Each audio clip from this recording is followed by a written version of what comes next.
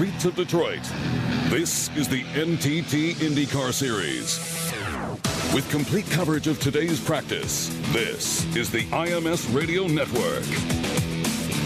Well, the name's pretty close to the same, but so much has changed. Welcome, everyone, to the streets of Detroit, Michigan. It's the Chevrolet Detroit Grand Prix presented by Lear. Mark Janes, happy to have you with us on a sun-splashed day in the city of Detroit. Davey Hamilton joins us. And, Davey, there's a lot of anticipation, perhaps the most in quite some time at this event here in Detroit this weekend. Yeah, I think the biggest thing is just watching them come out of pit lane. That's the first high anticipation thing that we're waiting to see is just how are they going to maneuver out of pit lane. The green comes out at the same time. You got to merge from 2 lanes into 1, and then it gets very tight. When I mean 1 lane, Mark, it's 1 lane right in front of our booth here, as you can see. It's going to be crazy, and when it comes race time, I can't imagine too many people wanting to give up a spot, but we'll see how it works out right here in practice. Well, Bud Dinker, who heads up this effort, visited with us during the weekend of the Indianapolis 500, and he said when the idea was proposed to the drivers, they looked at him like, well, how are we going to handle that? Bud said simply, you guys are going to have to take care of yourselves. I mean, yeah. that was the answer. One thing you forgot, it's race car drivers. They don't give right. They put the helmet on. Yeah, there's a different switch when that helmet goes on. It's for sure, and the competitiveness comes out in each and every one of these drivers, and every time you can take advantage of something. Matter of fact, Nick just pointed out, Jay Fry is right in front of us, right here in front of our booth, right at this. Well, what's interesting to note is the fact that Jake Query joins us too. Jake, it's interesting to note that, to be honest with you, we have keyholes, we have Charlotte's Web, we have, iconic portions of, the carousel and things of that nature, the corkscrew. This is one of the few tracks I think we race on where perhaps the most noticeable aspect of it is that split pit road. Yeah, the split pit road has certainly been the storyline, as Davey talked about, coming into it. I think everybody, was intrigued by how that was going to work out. The other thing I think, Mark, and certainly we saw this during the Indy Next practice, it's a narrow racetrack, and just figuring out where the cars can turn, where they can go side by side. There are some very sharp 90-degree turns, Mark, on this particular track.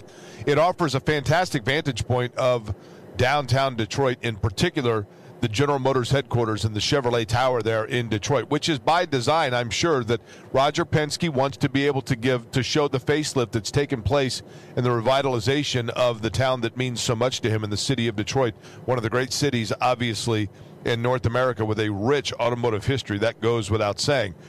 But, Mark, whenever we go to a new racetrack, and certainly turn back the clock to when we went to Baltimore. A lot of the street courses that we go to, the streets of Long Beach, obviously, that's one with a rich heritage, and you've known for year after year after year, and the conditions are basically the same each and every time you go. You go to a place like Detroit, where obviously you're talking about a racing surface that has undergone harsh winters. It's the first time that we have raced on the streets of Detroit in some 30 years, because obviously Belle Isle is where we had gone previously since returning back into the Motor City area some 16 years ago. So a lot of intrigue and a lot of fascination and curiosity, I think, to see what can happen there. And the south end of the Detroit metropolitan area with Jefferson Avenue right there running alongside the Detroit River, with Belle Isle where we normally would have been there in the middle of the river itself. But this is a new circuit, this is a new layout, and I think it's going to be fun to watch to see how these cars can negotiate it. One thing that we learned from the Indy Next practice,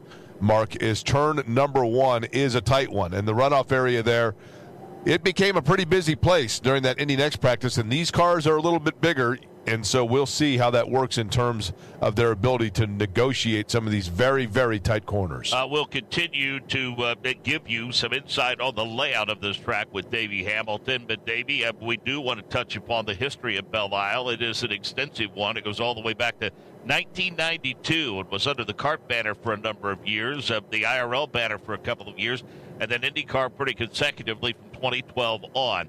I said to Bud Dinker a week ago, I said, well, the goal was to leave Belle Isle in much better shape than it was when you arrived. And thanks to some $16 million in improvements, that is exactly what they were able to do.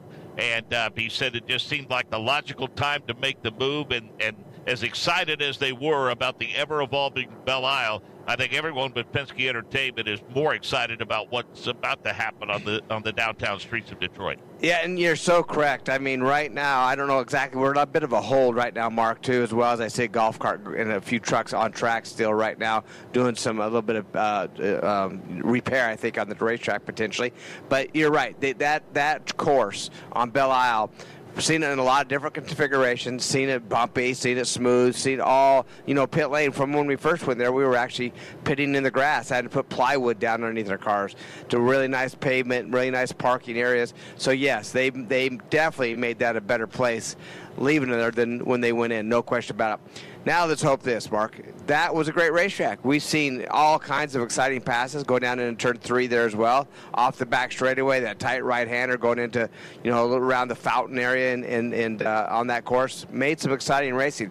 All these drivers are used to it, got pretty comfortable with it. Now it starts all over again. This track, as we know, very rough. And the Indy Next cars look okay. There was no real airborne moments like we've seen in Detroit and some of the, even Nashville when we first went there before they did some repairs of that. So far, so good. We see a lot of runoff down in turn 1, Mark. It looks like a pretty slippery get down in that area. And as I talked ahead of the show, is just get out of pit lane is going to be a challenge here. But until these cars get on a racetrack, and really fill it out. Now, the straightaway here, there's a really long straightaway going down off of turn 2 into turn 3. It's very bumpy. It's Jefferson Street, as Jake mentioned, that is one of the main thoroughways through this town, and it's very, very bumpy. Cars are going to be jumping around. It's going to be a great passing zone down there into a really tight hairpin. Matter of fact, it's almost opposite of Long Beach. We come off a hairpin and go on a long straightaway in Long Beach. This one here is just the opposite, Mark. Long straightaway into a really tight hairpin. It's going to be interesting. The back straight is 2,500 feet in length, and the first part of it, and then it gets to 1,100 feet. The front straightaway is 1,000 feet. Second portion of that, 830 feet. 10 turns in all, 7 to the left, 3 to the right. And what has amazed me, Davey, in looking around this course and all the views that we've seen and all the social media posts and everything, I mean, this track in places is about as narrow as any track that we race on. It's no wider than 60 feet anywhere, and it narrows all the way down to 35 feet in some spots. That's tight. Yeah, it's very tight. I think in those 35-foot areas, it's really honestly going to be single file because it's down in some corners and some areas that you just going to have to survive through it. But the main passing zones, it gets fairly wide. Like, say, that long straightaway, as you said, it's the best passing opportunity, if not maybe the only right now, Mark. They always surprise us where they pass or where they make moves. But right now, for me just looking at it without being on it so far, the only passing zone I see is really down into off of turn 2, down that long straightaway into turn 3. So it's going to be an interesting weekend for everybody here. But the May, Mother Nature was good to the Indianapolis Motor Speedway. All in all, it was a fabulous period throughout the entirety of the month, if you will, going all the way back to the Grand Prix in terms of how Mother Nature cooperated. And Michael Young joins us on pit road. And, Michael, it looks as though that Mother Nature is equally willing to play nice with the Detroit weekend. Indeed, Mark Janes, and good afternoon. The fans here in Detroit are already filling the grandstands, and for a Friday, the stands that we see just across from pit lane as the midway point of turn 9 and turn 1, it looks just fantastic as they move their way in. 87 degrees is the ambient temperature currently here at the race course, and then as we get set to go here in 1 minute, we'll go green. Track temperature is 120 degrees, so it's a beautiful weekend, and we expect a very beautiful race weekend. Going to be interesting as we get set to go here on the streets of Detroit. Yeah, just about a minute away from the green flag flying to get this weekend underway. And what an interesting weekend is going to be, Jake Query. And again, as you mentioned during that Indy Next session, Davey talked about it as well. It appears as though early on, there's always a hot spot. There's always the trouble spot. Jake, you kind of get the impression that might be turn 1 here in Detroit. Yeah, if the Indy Next practice is any indication, turn 1 is one of those. Turn 4 as well. Turn 4, which is a right-handed turn, is very narrow. Now, we did see, I was watching it pretty closely during the Indy Next practice, and did see a couple of times where teammates kind of on the install laps went side by side through it. It was almost like they were two kids that were tiptoeing in a haunted house into a room saying, okay, let's go through and see exactly how this is going to feel and how we are going to do it, as finally cars are pulling off of pit road in Detroit right now as we speak after a bit of a delay from a power outage. But, Mark, there are certainly areas of this racetrack that I think everybody is going to be cautious for the first percentage of this particular practice session just to find out how so narrow it is. And 4 and 5 going to be interesting to watch. Turn 1 as well. And then again, you come off between turns 2 and 3. It's a very long straightaway, so a chance to get it and build up some pretty good speed, but you've got to be very, very careful. There are very few corners of this racetrack, if any, that are not very sharp, almost 90-degree turns. So going to be a lot of fun to watch how they negotiate all of it here through Detroit. And, Davey, for these teams and drivers, it's been a while since they've gone into a race weekend with an absolute blank sheet of paper, but that's exactly the case this weekend. Well, it's even for all of them, isn't it? And although these drivers have access to simulators, whether it's a Dallara, Honda, Chevrolet, they all have simulators that they can go to.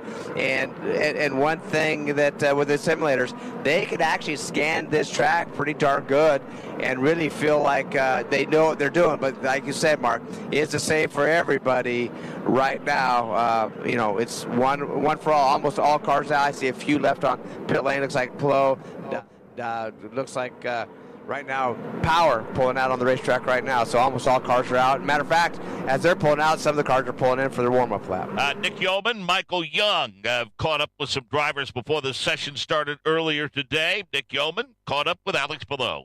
Alex Palou joins us here downtown Detroit as we're set to go racing on a brand new street circuit. I guess your thoughts and impressions. I know you haven't had a chance to turn a lap yet, but going on the track walk, what do you think of this place? Yeah, I mean, I'll let you know a bit more once we go out on practice, but it looks tough. It looks very bumpy. It looks very short. It looks very tight, so it's going to be challenging for everybody. I'm excited to see how it feels once you're in the car, because once you walk, you only see the bad things about the tracks, and you cannot enjoy it. So we'll see how it feels, but for sure it's going to be a challenging race. I think it's going to be a survival race, but it's going to be the same for everybody, so we'll try and do the best we can. When you do those track walks, and these happen every race weekend on a lot of the road and street circuits, what things are you looking for? What are you identifying? It depends, but on street courses, manholes, which I think I heard there's like 252 manholes. So we had a lot of work. Big bumps, which I think everything is a big bump here. And I don't know, like depending on the curbs, normally they move. It's the first time here for us, so we just wanted to see all the track and try and analyze as much as possible. Obviously, we didn't really have time to analyze everything, but we just look for general stuff. Were you able to balance the disappointment for the 500 with a bit of pride, knowing that you guys rallied the second half of that race? I mean, how proud are you guys of that effort? Oh, yeah. I mean, I don't... indeed, it's a tough race. I know that. I have that in my mindset when I start month of May. So, yeah, finishing fourth was good. Could have been a lot worse. And, yeah, we'll keep on trying. We'll keep on knocking that door, and one day, hopefully, we can win it. Was it one of those efforts, though, that if you win a championship at the end of the year, you'll look at it and say, that's where we salvaged some points? Yeah, absolutely. I think that was a big day for us. At some point, we were 28th, and there was only like less than 100 laps to go. So we had to do a lot of overtakes, a lot of good job on the pit stops and all that stuff. So, yeah, I think we saved that day for sure. It's Alex Palou. Yeah, comments of Alex Palou, and I think he falls into the category, Davey, almost like a Joseph Newgarden. Of course, there's never any guarantees. You can ask guys like Michael Andretti about this, but I think if you look at the entirety of the NTT IndyCar Series roster, Palou now I think goes to P1 in terms of, and maybe he and Pato Award are P1 and 1A in terms of guys that you like to think it's not a matter of if they win the Indy 500, but when they'll win the Indy 500. Yeah, and you look at the history of Palou and how well he's done there. Matter of fact, just, another one I'm going to throw in just off is Ferrucci. He's been in 5 of them, been in the top top 10 every single one of those races, and with a P3 there. But and I'll go to Palou. You're right. I think it's a matter of when. I mean, he's always towards the front, but one thing we got to remember: what happens to him next year? Where's he going to go? Is he going to stay at that Ganassi team? Is he going to go somewhere else? Is he going to be an IndyCar? Let's all hope so that it stays as it is, because I do feel he can be a winner. As you mentioned, Pato O'Ward, man, does that kid have speed? But in my personal opinion, just a couple, big mistakes. One in Long Beach, one at Indy, that really cost him some races. Now, it cost him, 2 races that cost him were out of his control. That was St. Petersburg, had a plenum fire. He should have won that race. Goes to Texas. I feel that he had a really good opportunity to win Texas too if the yellow doesn't come out. So he's on fire. The kid's good, but I do think there's a few late race mistakes on his side to take him out of the 500 contention and at Long Beach. Let's go to Michael Young. Yeah, with Taylor Kyle, he'll call the shots for Marcus Ericsson this weekend, and we hurry up, get out there, and of course installation labs, and we wait. It's a long practice session, but talk about, as a race strategist, as you head to help this team up, how do you approach a track where we have zero information? Well, I think you just have to come here with an open mind. I think a team like Chip Ganassi Racing has a pretty comprehensive toolbox for the tracks that we've already been to, but at the end of the day, this is a brand new challenge for us. So we did a lot of preparation work to make sure that we came here with our best foot forward, but ultimately you just got to go out there and run. So I think the rookies have an extra set of tires. They'll go run right here. We'll get a read from our teammate Marcus Armstrong and go from there on ride heights and everything else. Basically, your strategy, what racetrack do you take from to say this most resembles, we think, what it'll be like in Detroit? Yeah, I think you're looking at the Nashvilles, the Torontos. It could be a combination of both. It could be another one we're not even thinking about. But I think it's certainly bumpy. That's something that we weren't quite sure what was going to be the case here. But it's got the characteristics of the Detroit tracks of the past that we love. What is Marcus's thought during the track walk? What does he think of this facility and what we can expect come qualifying, this practice session, of course, to the race? Well, I think all of our drivers think it's going to be an exciting race for any number of reasons. They all have their different ones, but I think pit lane's going to pose some different challenges for all of us that we don't particularly see throughout the year. The long straightaway is going to create some passing for sure. I think some strategic passing. How quickly do you want to get it done? Because they might have a chance to get you back. As long as that straightaway is. So it's cool. There's a lot of new things here that we're looking forward to trying. Lastly, race strategy. How do you even plan this out? Do you have a window of opportunity and say, here's what we need to do and where we can potentially take advantage of a late stop or an early stop? Yeah, I think we need to understand what the tires do first and what the deck numbers look like before we can determine whether it's a 2-stop or a 3-stop, or if you take a Nashville model, it could be a 1-stop and you just get a ton of yellow, right? So who knows, man? I think everything's on the table, but we'll get some more information here in this practice and go from there. This is why you earn the big bucks. Good luck this weekend. Yeah, right. Thanks, man.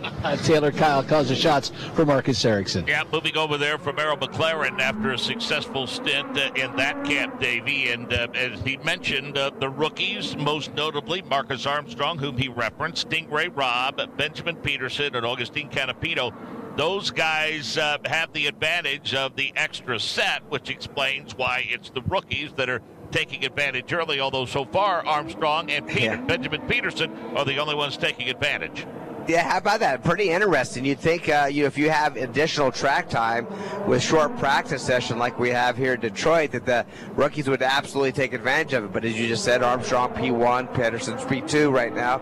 Only 2 laps for Armstrong, 3 for Peterson. So, yeah, pretty surprised that all the rookies aren't out there right now just trying to learn the most they can. I see one more car right now coming down pit lane. We'll see who that is as they join that rookie group. Stingray Robb, he's going to, in that 51 car, is going to pull out right now and get some laps in.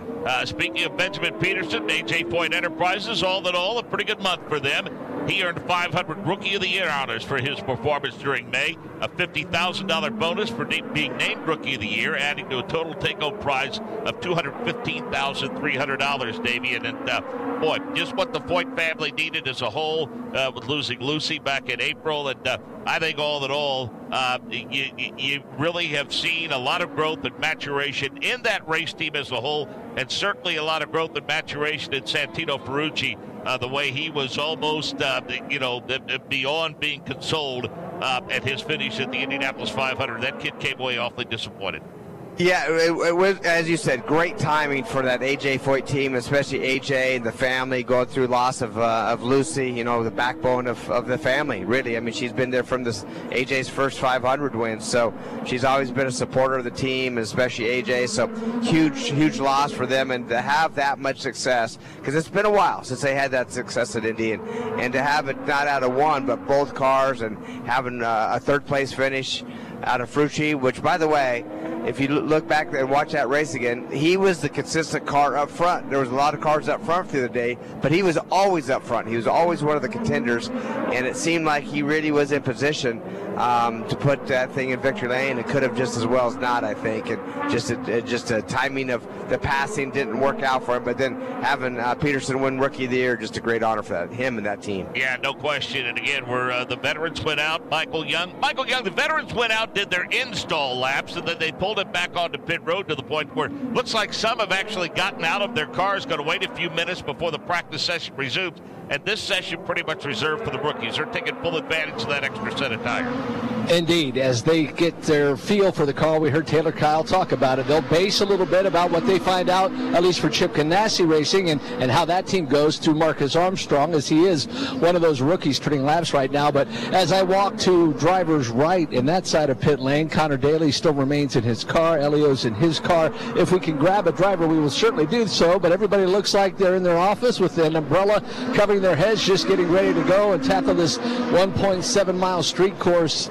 It's going to be, from everything that we've talked to thus far with the drivers, and until we see them out there, we won't know, but going down into turn number 3 in that hairpin could be one of the wildest corners we will see in 2023 with the speeds that they will be carrying. Santino Ferrucci thought they'd get to nearly 200 miles an hour, and with those bumps, handling these NTT IndyCar Series cars, that will be quite something to see this field heading down into turn number 3 for the first time.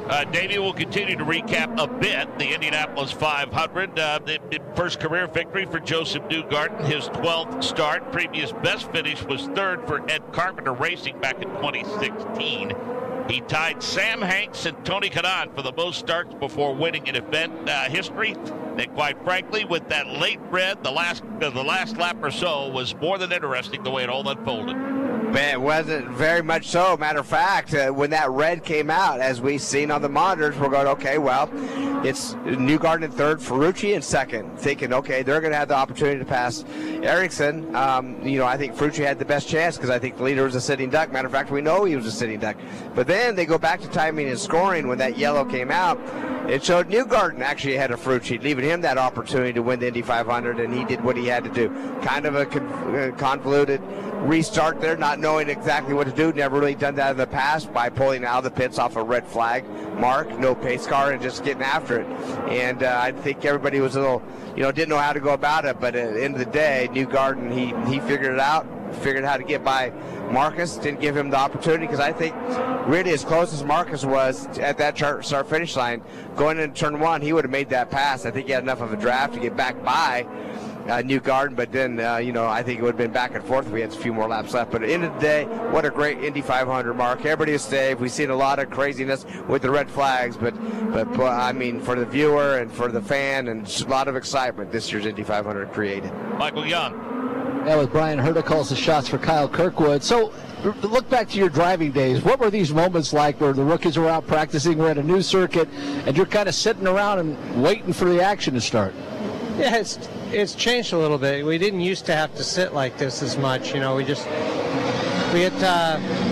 guess we have a different philosophy now about how to use our tires and saving tires. So Kyle's just going to get back in the car now. We'll run a little more today than we would normally on a Friday. But big thing is we're just we're looking for clues from the cars that are on track. We're watching the videos, seeing what we can glean off of that and share with Kyle so that when he goes out, try and make our first run as productive as we can. We just saw Alex Palou go out from the Ganassi stable. Your thoughts and the basis of what you bring a race strategy, a race setup in for this race. What tracks did you look for to try to give Kyle a comfortable car out of the gate? This place, I think you just need to bring a set of dice. On that note, we will leave him go. A set of dice it is. Brian Hurta calling the shots for Kyle Kirkwood. Kyle just climbed in the cockpit of that AutoNation 27, that Honda-powered machine for Ready Autosport. More and more drivers are exiting pit road, as you heard Michael say. And Jake Query, I know this. There have been, plenty of critics, if you will, about the decision to restart the race with just a lap left. I know from my position in the booth, and I'm sure your position in turn number 3, when they called for the red flag, there seemed to be about 299,000 people that were in agreement with that decision based upon the reaction. Yeah, I don't think anybody was, by any stretch of the imagination, not excited about the fact that you were going to see what we thought was, obviously turned out to be, that green flag dash to the finish. The thing that I'm sure they will explore moving forward is, in terms of the red flag, how often you use it, whether or not there's a barometer of when you would not use it, and whether or not we have seen the last of finishing races at Indianapolis under caution. I mean, those are all things that will be discussed. But it was certainly an exciting and scintillating race to the finish. And the thing that I thought about it, Mark, in terms of going back to Indianapolis, is we're seeing more and more cars start to take to this track here in Detroit. The one thing about it, for those like myself that might be a little bit more traditional minded, at the end of the race when Pato O'Ward brought out a caution flag inside of the last 10 laps of the race, my first thought at that point was, this might be the end of the race, and that would declare the leader the winner, and that was Joseph Newgarden. So in the end, the racing gods kind of balanced things out. By the way, in turn number 1, we had talked about how we were curious how things were going to look in turn number 1. We see now the first victim, if you will. It is Agustin Canapino, the rookie, who has gone into the runoff area. Doesn't look like there was any contact, but Canapino sits now in the AMR safety team is there to talk to him, I think, because that car was under power. They're going to have to start him back up, turn him around. That's one of the things that's going to be tricky. These runoff areas are also very narrow. Seemingly, it's like a 29-point turn to get out of them. Canapino has brought that out here, and I think that might have brought out a pause in this particular session as everybody is starting to get back down through the throttle and slow down just a little bit on the streets of Detroit. In fact, Canapino simply missed turn number 1. Then when he went into the runoff area, that number 78 Uncos Hollinger racing machine was not under power. So they're going to get him powered back up and then blend him back into the racetrack. Davey, the only thing that I would say over the final lap that I think at some point might need to be addressed, and you've seen the well-documented photos and you see the video repeatedly, I don't know that race control will continue to allow drivers to work as far across the pit commit line as Newgarden and Ericsson did off of turn number 4 coming to the finish line. Yeah, that big question right there, Mark. They were well below, almost to the inside wall, actually, and come back on racetrack. Actually, really dangerous to do that. Really, really dangerous. So that's one thing they need to clean up a little bit. Another thing, Mark, is have a green flag finishes, and that is we may need more fuel. They only allot us fuel for the distance of the race, so we keep our fuel mileage under control, keep these drivers and teams from using too much fuel. So that's another thing that we need to look at to try to maybe do some green, white, checkered finishes, other than just come out and get the white flag and checkered. So a lot of things to be discussed, but all in all, what a great Indy 500. Please don't ever suggest green, white, checker again. Ever, please, maybe, ever. Yeah, okay. Yeah, well, we'll see what happens. I mean, it did make it exciting. Again, that was Davey Hamilton, by the way. We'll leave that. We'll leave that to others, and it's that works well for them. I've been a part of that. It works well for them. But right. I know. I'm with you. Let's go back to pit road. Check in with Michael Young.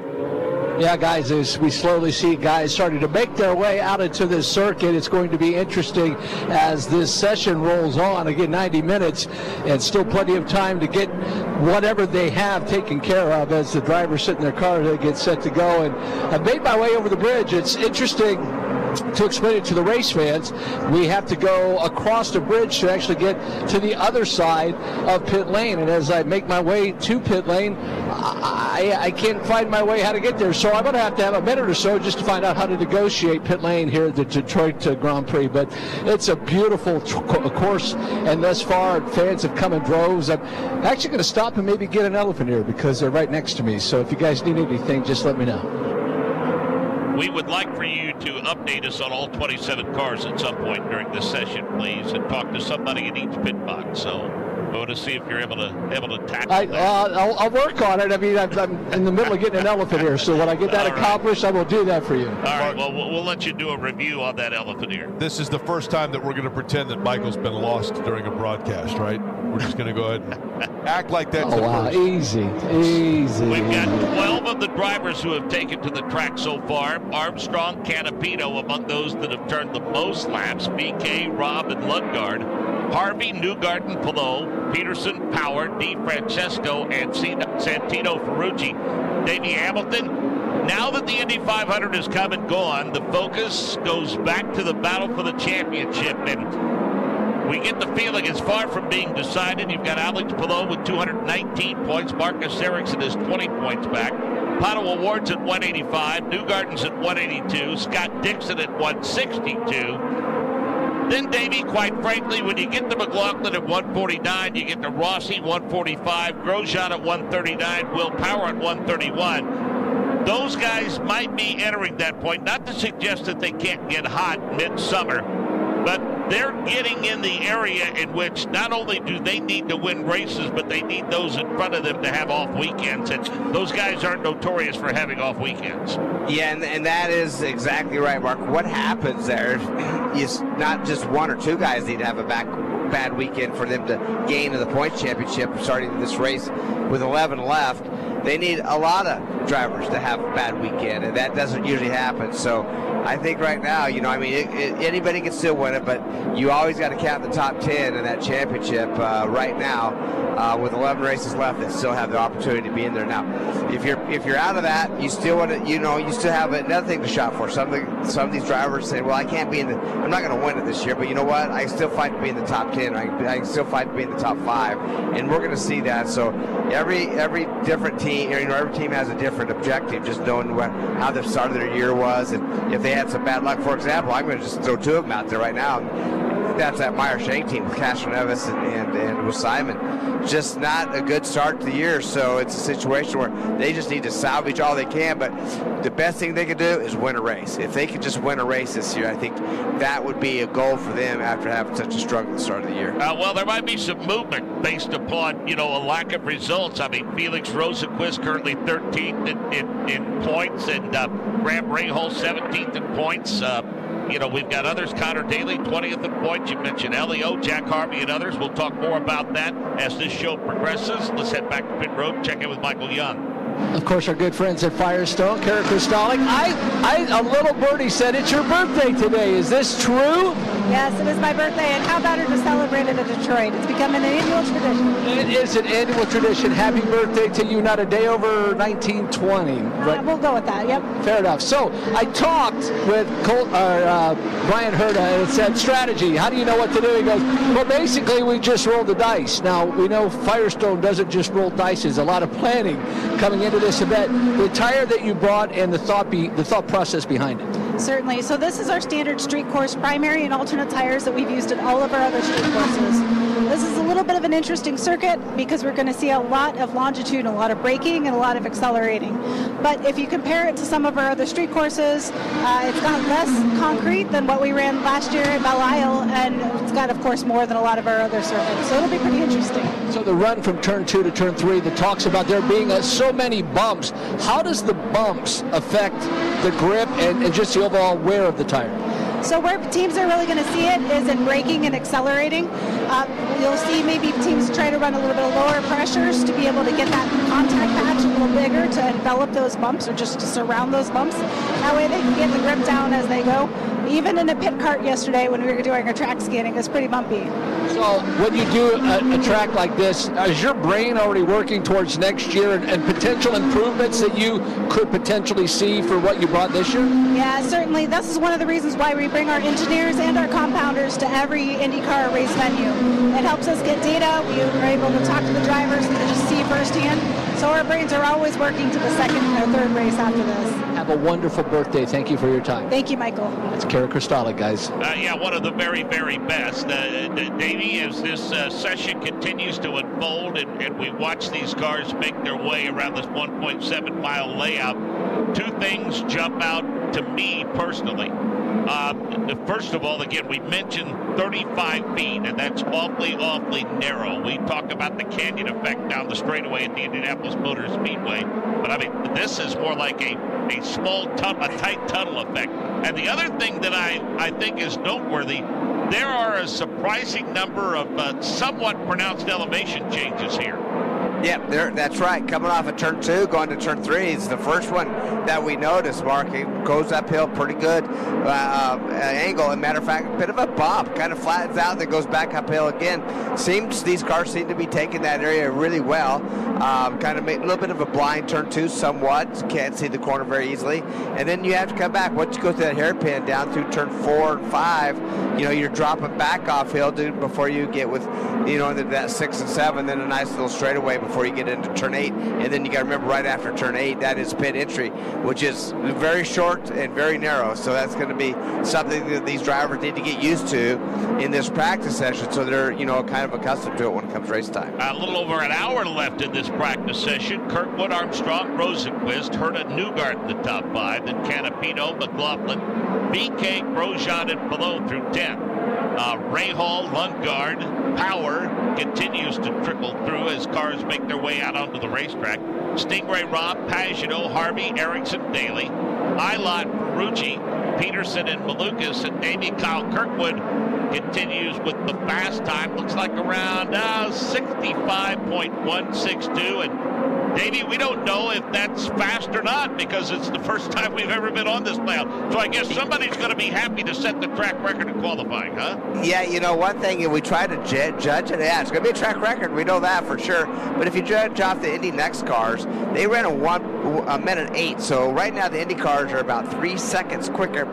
We're normally about 5 seconds quicker on most of these street courses. But you got to remember, this is only a 1.7 mile course, a little smaller. So that time may shrink together as we just see Kirkwood get into that 104 bracket, barely with the 104.98. So, and then, Mark, we usually can pick up about a second at a time when we put on the softer green sidewall tires, if I recall the street courses. I think it's the green ones that we're going to have here. And that does generate just a little more grip. So when it comes to qualifying and in certain stints of the race, we'll see some more speed. The other thing that we mentioned earlier in the earlier show with Indy Next, this is the first time on this track. These are streets. It's going to take a while, as we see at Long Beach and St. Petersburg, a lot of them we go to. It takes a while to get the rubber down on the racetrack. Once the rubber gets down, there becomes more grip, more traction, and these drivers will continue to drop those speeds down. But right now, it's pretty impressive. Kirkwood went out there in that 7 laps time, jumps to the top. Rosenquist continues to impress on qualifying and how fast he can really be. Just needs to work on the end of the races. That's where Rosenquist seems to be struggling a little bit, is that focus there at the end of the race that it is early on. And then Armstrong, that rookie, that Ganassi camp, he's only 7 laps too in that 3rd position. So it's pretty impressive up front right now with some of these notables and different teams already fast. 62 minutes remaining in this session. Kirkwood, Rosenquist, Armstrong, Palou, and Newgart in the top 5. Let's check in with Dick Yeoman.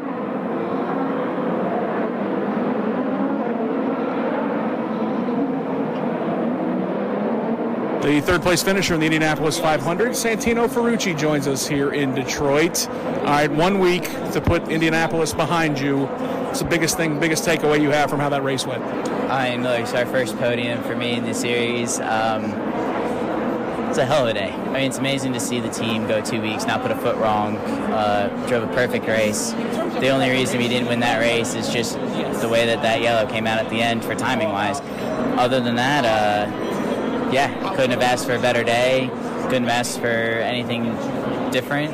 Really happy with it, and we just got to carry that momentum and that spirit into this weekend. How about for the guys on that team who, haven't had a lot of success over the last several years, to give them the type of result like that? What did that mean? That's huge. You're taking a team that hasn't finished in the top 3 in Indy since the year 2000, and you fought to win that race the entire time. It's not like you were there at the end or you're there on strategy. They built the car that put us up there all month long. So I think that they're really happy. They're really energized. They're very hungry now. We've relit a lot of that fire inside this team to want to be challengers for wins. Would have been really cool to win that race, not going to lie. I'm sure Marcus thought the same thing, and just about everybody else behind me. But no, we probably had one of the best cars that day going into the end, and that's just the way that it falls, man. That's racing. Where do you stand on the idea of momentum and carrying over? I know the track's not the same, the car changes from week to week, but how do you feel like a result like that can carry over to a weekend like this? Just everybody works that extra 1 or 2%. Even, when you have that in a team and you have that harmony of everybody wanting to work together, everything goes smoother. You have less mechanicals, you have less mistakes. Like you just carry a different type of mental energy that it's irrefutable. I mean, it's just one of those things that's just kind of like, all right, now you're rolling. So I'd like to see us consistently in the top 10. I'd be remiss if I asked your thoughts on this place. I know you haven't had a chance to turn a lap yet, but based on the track walk and what you've seen, what do you expect? No, I think Bud Danker, Chevrolet, all of IndyCar has done a phenomenal job. I think the place is great. We've adjusted some tires, a couple of barriers, a couple of safety things that we saw immediately. Obviously, there's going to be some bumps that we need to get sorted out, but it is a street course on Detroit streets. So got to be a little realistic here. The only thing that I don't like, and you'll hear me harp about this all weekend long, because I think that we got a lot of drivers that are sissies, is they move the pit lane exit speed from where it was initially before the bridge to the main stretch.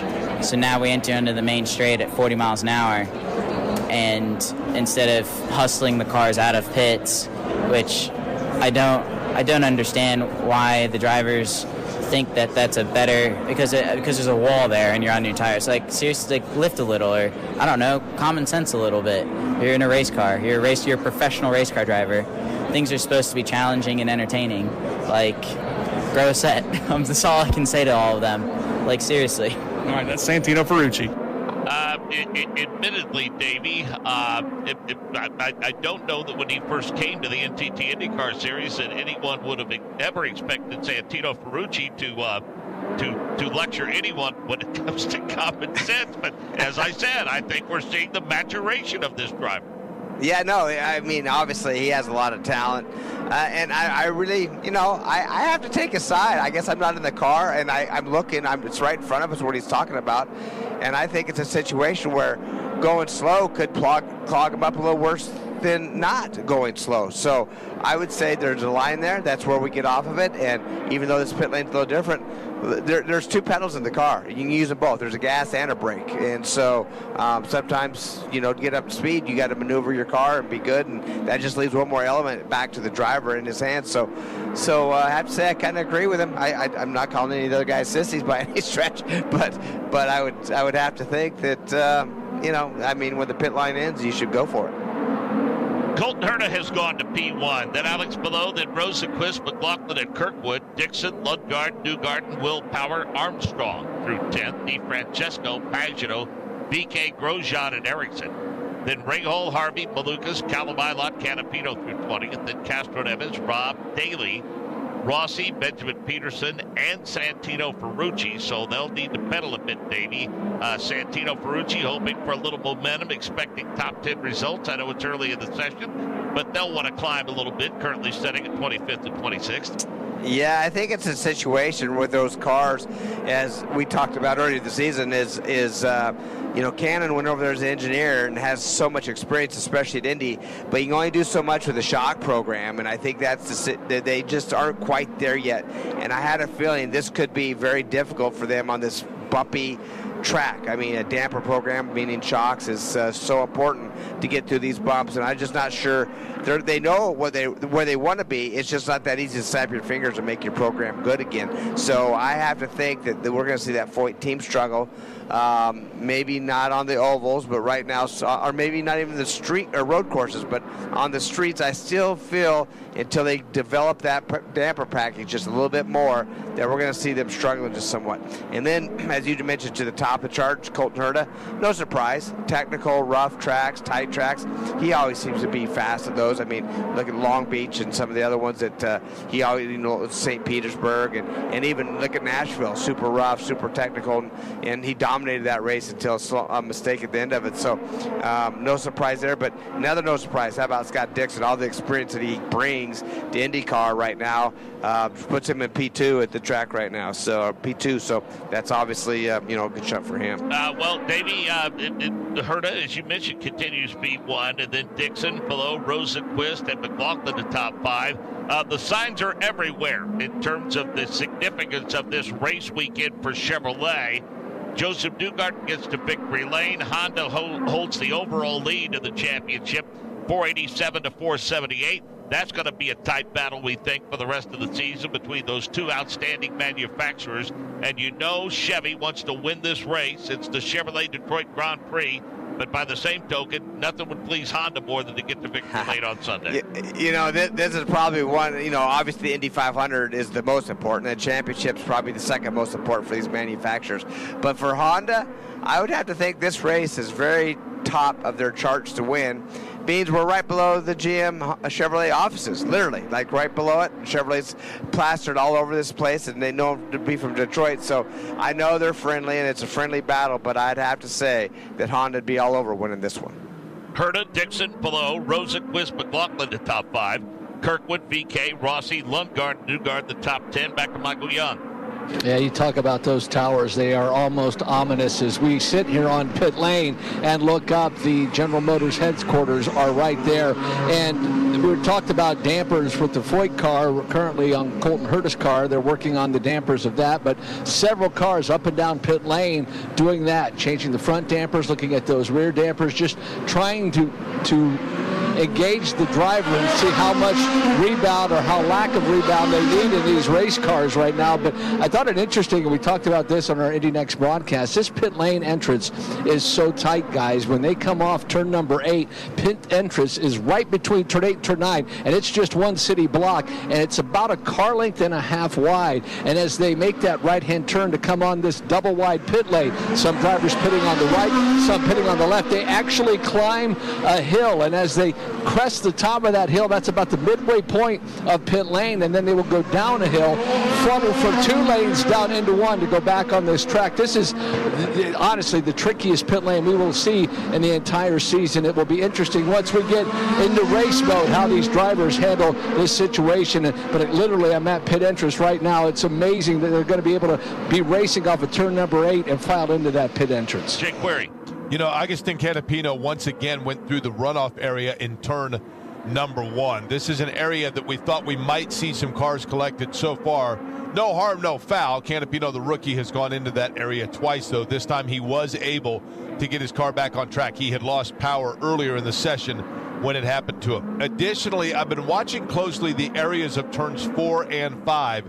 That's because, again, turn number 4, which is a right-hander, very quickly then leads into turn number 5, which is a left-hander. And this is a very, very tight area of the racetrack. And I think that all of the drivers, as Santino Ferrucci negotiates turn number 5 right now, makes that left-handed turn without any issue, I think they're all aware of that. And I think, Mark, that turn 4 and 5, as we were looking to see if this might be a passing zone, it's a short jump between the 2 turns. And if you get speed on somebody going into 5, you've got a hard decision to make, because I don't know that 2 cars necessarily can take that turn at the same time. Same applies to turn number 4. But so far in this session, which I find interesting, some 38 minutes into it, we have not had anybody that has missed that area. In particular, the turn 4 runoff area has been a busy place during the Indy Next session. It has not yet been, so knock on wood here, in this, the first practice session of the NTT IndyCar Series. A question has been posed to some of these drivers and some of these crew chiefs, Jake, about familiarities. Brian Herta talked about Colton. Davey talked about Colton, his familiarity with this kind of racetrack.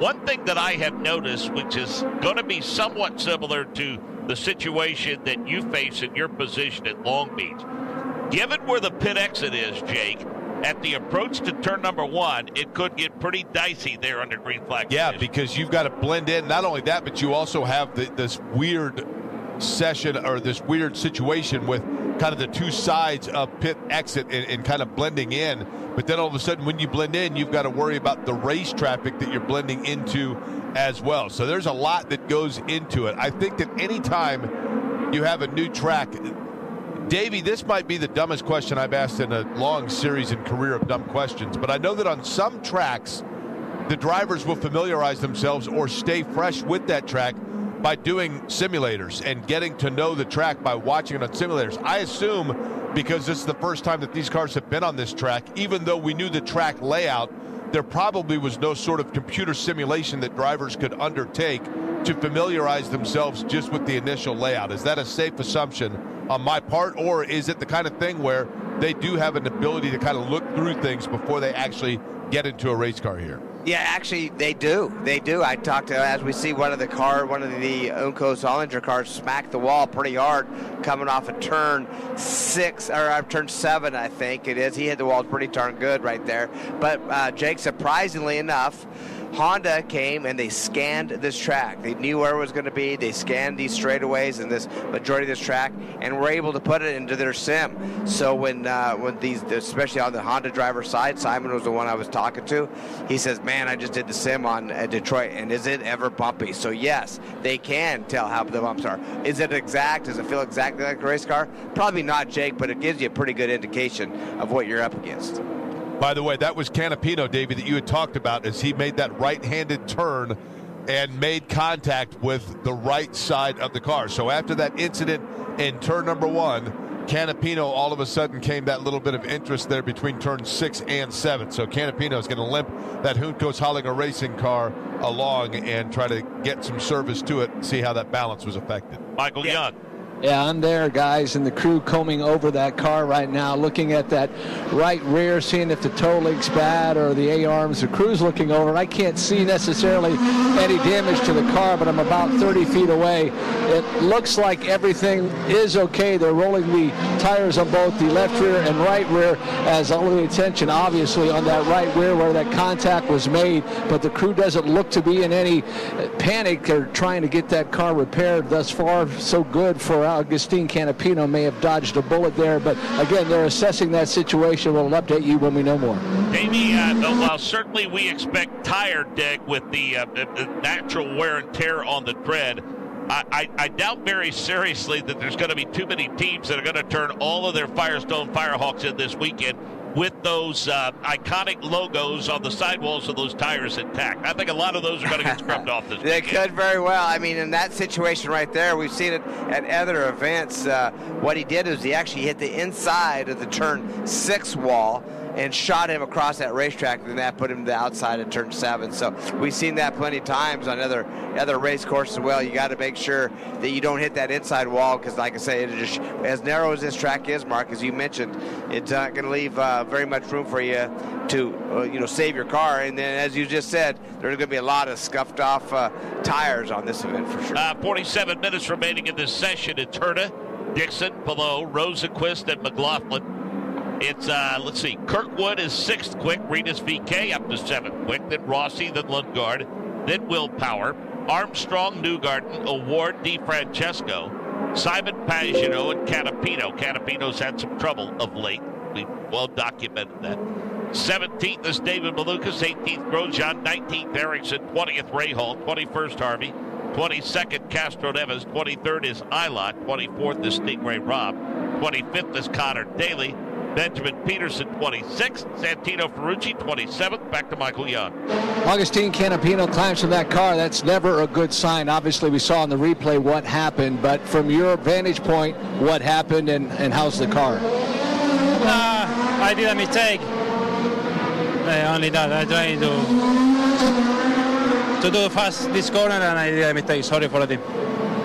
You can see that still getting out of that car, the adrenaline's still pumping. Is the car damaged beyond you be able to get back out and practice anymore, or did you just need to get out and take a breather? No, I damaged the car on the right side, so I think our session is done. A shame because we are doing a good job at the moment.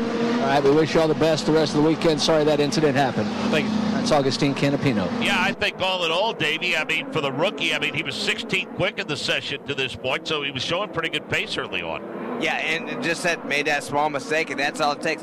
You know that when you say a small mistake, it's probably 2 inches. He probably turned in and got just a few inches too low, hit that left front just so slightly on that inside corner of turn 6, and then, like I said, just shot him across the racetrack as we see another car, Stingray Rob, into a runoff area. He turned 1. He was able to get it turned around and maneuver on back green again as he's going on that back straightaway. Well, whoever our turn announcer is that'll be set up at turn 1 for the NTT IndyCar Series this weekend, Davey Hamilton, if we pay them by the word, they're going to be very wealthy, I think. They're going to be very wealthy. There's no question about it. It's going to be very busy. And this is just a start. This is a small indicator of what we're going to see during the race. By the way, times, we continue to talk about speeds. Colton Herta, he did a 104.38, dropping that down. So we're going to be seeing him in the 103s. Probably a second quicker, but will we see him faster than that in the 102s? Yet to be seen. As rubber gets down this racetrack, they're going to be faster and faster. What happens then? A little bit easier to make a mistake at times. This day, pretty busy for us all in all, in addition to the Indy Next Series, who practiced earlier today at this practice session at 5:30 Eastern. We'll have complete coverage of qualifying. And then tomorrow at 9:05 Eastern, the second IndyCar practice session. And then the Indy Next race number 1 will roll off at 11:50 a.m. And then we'll have knockout qualifying of the Firestone Fast 6 at 1:15. We're done fairly early at 2:45 Eastern tomorrow afternoon. And then on Sunday, 30-minute warm-up session at 10 a.m. And then at 12:35, the Indy Next race number 2. And then at 2:30 Eastern, join us for the pre-race festivities as we get ready for the Chevrolet Detroit Grand Prix presented by Lear. Jake? Graham Rahal just missed the turn in turn number 3, so he is now in the runoff area as well and is calling for the AMR safety team to get him spun around. I think he might have lost power in that Hy-Vee machine. United Rentals, of course, the sponsor. Back in the Honda is Graham Rahal as he finally gets that car spun around. I think he's going to try to blend back in. So we have seen throughout this course, again, turn number 1 has been tricky. Turn number 4 in the Indy Next Series was tricky, but has not yet been so far for these larger and more powerful cars. Turn 3, Graham Rahal has gotten himself into the runoff area, and it looks like they're going to go ahead and give him a start. That car had stalled, thought he was going to be able to blend back in, but they're going to spin him around, try to get him the old jump start and get Graham Rahal back out onto the racetrack here on the streets of Detroit. Interesting to note, Davey, that Bobby Rahal was very matter-of-fact after a miserable Indianapolis 500 experience for that entire race team. He said, we are going to do a reset on our approach to the Indy 500. It's badly needed. It's overdue. We're going to do it. Now, he said, don't get me wrong. We feel like that based upon our performance, the Grand Prix weekend, we feel like we've sorted some of those issues out. But we are going to work beginning today, and this was a couple of days after the 500, on improving our situation and our overall performance at the Indianapolis 500 next year. They're planning on that right now. Yeah, absolutely. They have to. I mean, they almost missed the race with all their cars. I mean, they're kind of fortunate that there was only one position not going to make it. 34 cars in the attempting to make their field. 33 of them was all that made it.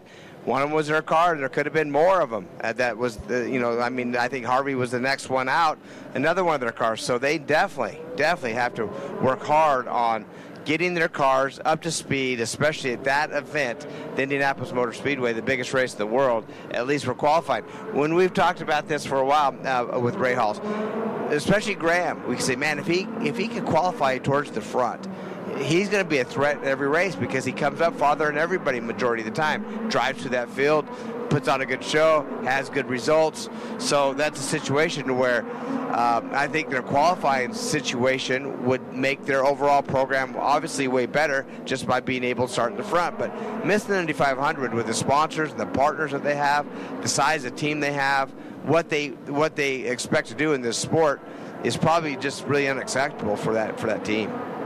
Well, looking at the championship again, Scott Dixon stays within striking distance. Alex Palou with 219 points. Dixon currently with 162 points is in 5th place. Prior to this practice session here in Detroit, earlier this afternoon, Michael Young caught up with Scott Dixon. Driver the number 9 PNC Bank Honda for Chip Ganassi Racing. Scott Dixon joins us. Let's just touch upon the Indy 500. First stint, I talked to your spotter, Robbie Fast. He said your teeth were nearly chattering out of your mouth, but you came back and still had a pretty darn good 500 considering. Yeah, it was okay. It was definitely a pretty wild start. I think when something like that happens, you kind of just, we went into crisis mode a little bit and really adjusted the car, but then you're, a little worried about adjusting it back, but we spent the whole race getting back to where we started. So it's unfortunate. I don't know what the failure was or what the problem was, but really hindered the race. And then, got back to 6th. I think, we probably had the potential to be 4th or 5th, but that was it at that point. We almost needed like an Indy 550 or an Indy 600 to get to where we wanted to be. But, not the race we wanted, but it is what it is. Track walk here. I understand this place a little bumpy. Teeth chattering type of moments here as well, potentially? Yeah, I don't know. I think it looks fun. I think the simulator sessions that we had seem maybe a little bit worse than what we see here. They've done a lot of grounding, a lot of work. I know that, the whole Penske group and, Bud and all them want to make it as best as possible. But sometimes, you're just dealing with streets, right? So I think it looks fun. Looks like it's going to be a fun race. Obviously there's some choke points, I think, and then obviously a very long straight into a hairpin is always good for a bit of carnage. So we'll have to see where it goes. So mentally there'll be like two opportunities. You may see passing down the front straightaway and then back into the hairpin. That straightaway's that long.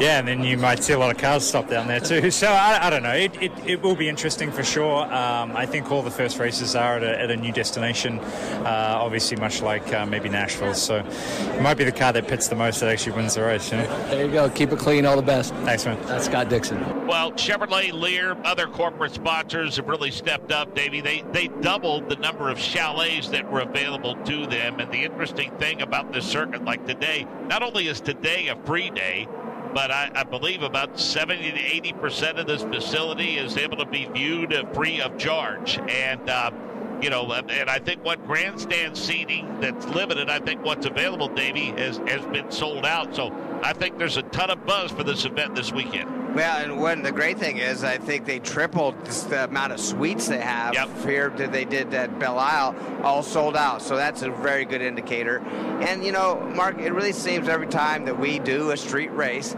that people show up. I mean, the ones we've done, Long Beach obviously has such a great history. Obviously, St. Petersburg. I mean, we've been going there a long time now, and what a party that is, and not just good racing, but what a great atmosphere. And they wanted to move that towards Detroit. Hopefully, this grows back into what it did. 32 years since we've been at this facility, or been downtown Detroit, I should say. So with this new track layout, track design, and area, it's going to be, a fun one to watch, especially this first year. Well, and I think as Bud Dinger talked about when we talked to him race day weekend at the Indianapolis 500, I mean, they stuck with that plan at Belle Isle as long as they possibly could. But, Davey, just simply getting fans on and off that island was a logistical nightmare. It was, and there was a situation where that island's big. There was a lot of parking and places to go there, but unfortunately, I don't think they had control of all that part of the island, and it did make it very difficult. Had to park outside, a lot of shuttles going from downtown into Belle Isle. Even the teams had a long trolley ride or tram ride to get into the facility. So that was definitely part of it. And I think the other thing is try to get that atmosphere that of like I say, Long Beach, St. Petersburg, Toronto, some of those other street courses. And I feel this is going to be more of a Toronto, St. Petersburg and Long Beach. There's concerts, there's like amusement park. I mean, there's rides there, there's a lot of vendors. Hopefully it'll get to that point, and man, it does bring the people, and there's no question about it. It is the Chevrolet Detroit Grand Prix, and it's presented by Lear, and there's 37 minutes remaining in this session. Herta is P1, Scott Dixon, below Rosenquist, McLaughlin, O'Ward, Kirkwood, BK, Rossi, and Lundgaard the top 10. Armstrong is 11th. Will Power is 12th. Joseph Newgarden is 13th. Devlin DiFrancesco is 14th. Then Pagano, then Canapino, Malukas, Grosjean, Erickson, and Ringholt through 20th. Jack Harvey, 21st. Helio Castroneves, 22nd. 23rd, Ilott. 24th, Robb. 25th, Daly. 26th, Peterson, and then 27th, Santino Ferrucci. Davey, anything at all stand out to you about how these drivers are tackling this course? Have they gotten themselves in a racing groove pretty quickly if they're getting the corners figured out? Yeah, I just watched Pelot right there. Very aggressive down into that long straightaway, into that passing zone into turn 3. Looked pretty darn good through there. I was pretty impressed with, honestly, I know this track's rough, and I know that it's the streets. We talked about that, but it's definitely, these cars are handling these bumps, and it looks a lot better than I really expected. It looks better than, most of the street courses you go to initially. So pretty proud of that, pretty happy of that. It's a short course, though, Mark, 1.7 miles. You have to get it done quick. It leaves, with this narrow track, short area, boy, you have to get the passes done quickly. And this race may fly by pretty fast with these kind of conditions. Now, there's, I think surprisingly, Hurt on top, absolutely not. Frucci on the bottom, yeah, I know they're going to struggle a little bit, but I didn't expect to see the AJ Foyt cars 26th and 27th right now. A little bit of a disappointment. We talked about Castro Neves and in that team with Pagano, his teammate, they're 15th and 23rd right now, so they're still looking for speed they want for this year's one. Yet another visitor into the Turn 1 runoff area. This one is the United Rentals machine of Graham Rahal.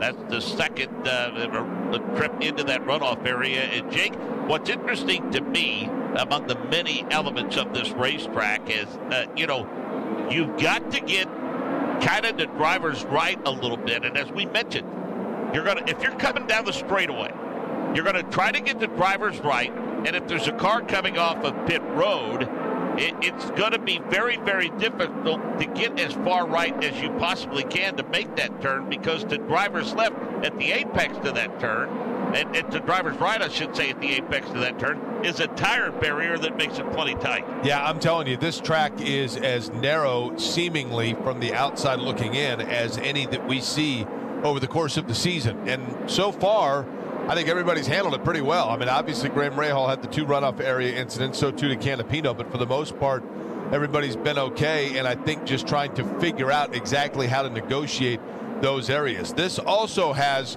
Mark, in terms of a road and street course that we go to over the course of the year, it's got to be the longest straightaway in terms of being able to get just almost a chance for the driver to catch their breath, because it's such a physical racetrack. I remember a couple of years ago, just in watching, because you never know, and you don't think about it, but seeing a driver get out of the car. I remember watching this year, actually in Long Beach, going down after the race and talking to drivers on pit road, and you could see the physical exertion of just how much you get kind of beat up from, as you talked about in this particular racetrack, subtle elevation changes, bumps in the pavement, different areas of concrete and asphalt, a lot of challenges that take place. That 4, 5, 6 area is one where you cannot have a mental lapse at all. So far, so good in this session with 33 minutes left in it right now. Callum Eilert just went through, got a little bit loose on the rear end of the race car, but that's because he's getting into that gearbox coming off of turn number 5. Fastest in this session, Colton Herta, followed by Scott Dixon and Alex Pelot. Then it's Rosenquist, Scott McLaughlin, Pata O'Ward, Kyle Kirkwood, Alexander Rossi, Rinus VK, and Christian Lundgaard, the top 10 in speeds. The second 10 would be Marcus Armstrong, then followed by Will Power, Joseph Newgarden, Callum Eilert, who I referenced, Devlin DiFrancesco, Romain Grosjean, Simon Pagano, Augustin Canapino, who had an incident, made some contact, got out of the car, David Malukas, Marcus Ericsson, and Graham Rahal. Parity continues to be the order of the day, Davey. 5 different winners in 6 races. Joseph Newgarden, Texas and Indianapolis, the only repeat winner. Ericsson's won, Kirkwood, Scott McLaughlin, Alex Pelot. They've all won this year. The record for the most different winners in a series is 11.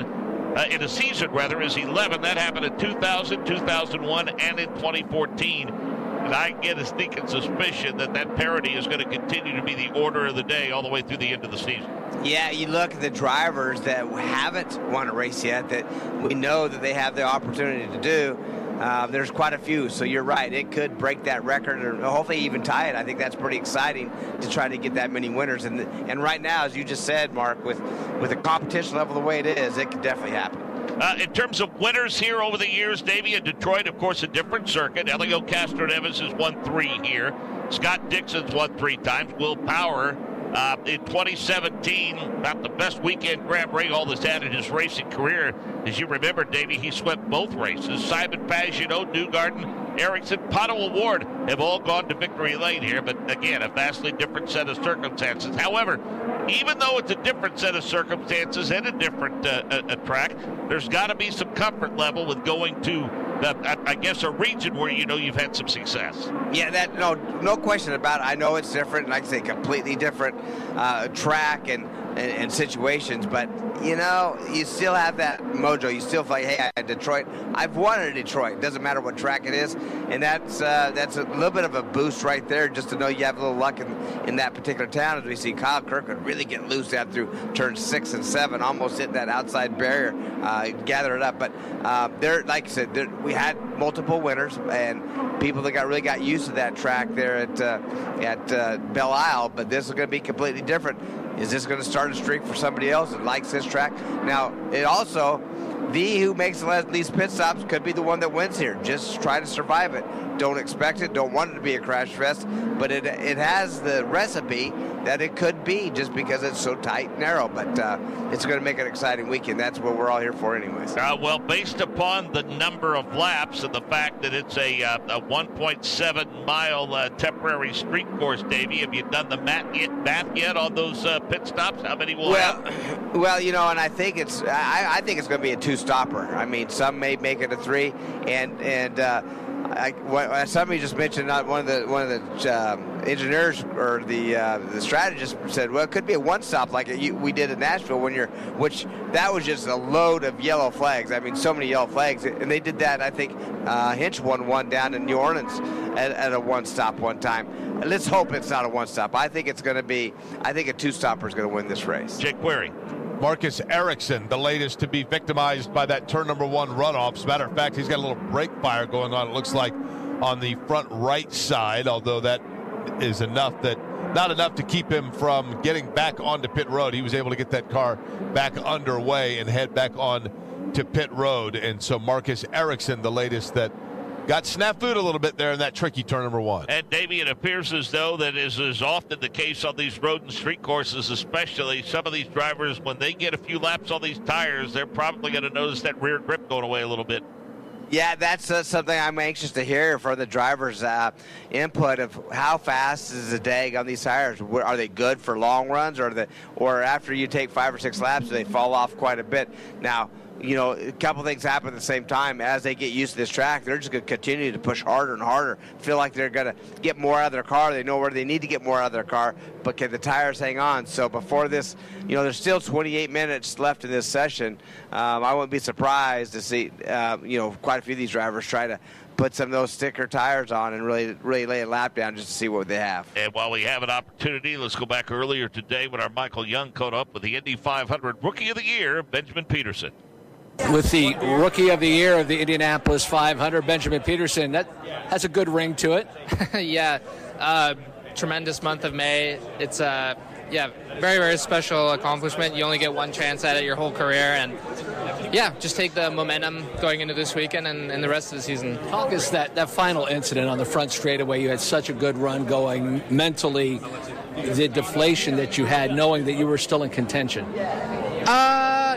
Yeah, in the moment, obviously, it was tough because it was completely out of our control. We got hit from behind, and, in the moment, really frustrating. But when you look at the month we had, you can only look at it with, what an amazing month. And the fact that the last, collision was just a completely out of our control thing, it made it a lot easier to move on from. It wasn't something of our doing. So, we had a tremendous month. That's what I take away from it. Amazing experience. To do it for a team like AJ Foyt, just even more special. And, head super high and a lot of confidence going into this weekend. Explain to the listeners what the shop atmosphere is like. Completely has changed. That month of May had to have turned everybody upside down. Watching the reaction of your crew guys, and everybody was just so elated with the success you found.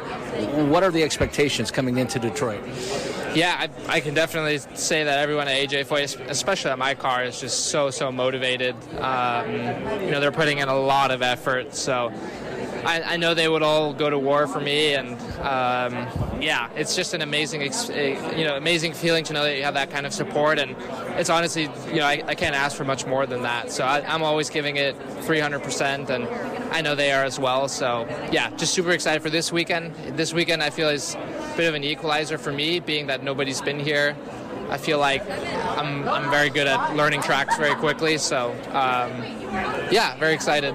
Describe this track in one word. It just looks fun. There you go. I hope we have a lot of fun out there. It's going to be very interesting. Thanks. There you go. That's Benjamin Peterson. 26 minutes, Herta, Dixon, Palou, Rosenquist, McLaughlin, the top 5.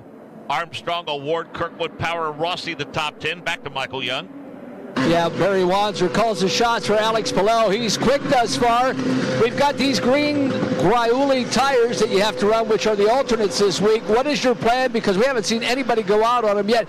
No matter if you run them or not, they have to be turned in at the end of the session. Correct. We got an extra set of the primary tires, so we have to return a set of primary and green at the end of this session. Regardless, if we don't run them, we still have to return them, even if they're stickers.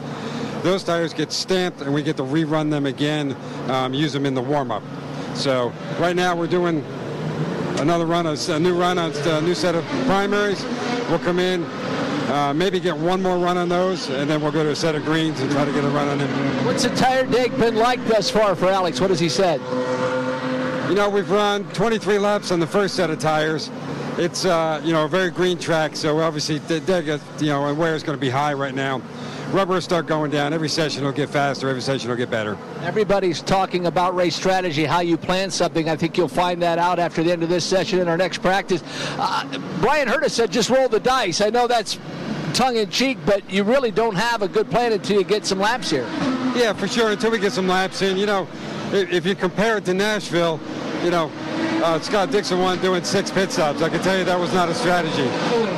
Best of luck to you. We'll let you get back to it. Thanks. That's Barry Wanzer. He calls the shots for Alex Palou. Yeah, I remember that, Davey, and he is spot on. 6 pit stops at Nashville, not a strategy. Yeah, definitely not in the strategy, but when it worked out, it happened to be up front. When he made those pit stops, it didn't hurt him because I think he had some damage. They kept coming in. He got kind of rifled to the back. But his last one, if I recall, he hit it lucky to where he made one, and then the yellow came out, and he cycled to the front and he was able to hang on with a damaged race car. Wings bouncing around as we see McLaughlin already went green. He came out. He's already turned around. Looks like it's going to be another red flag to get him going again. Yeah, a little different livery with Gallagher sponsorship on that car, and it looks like Jake Query. Do I see flashes of red around the course?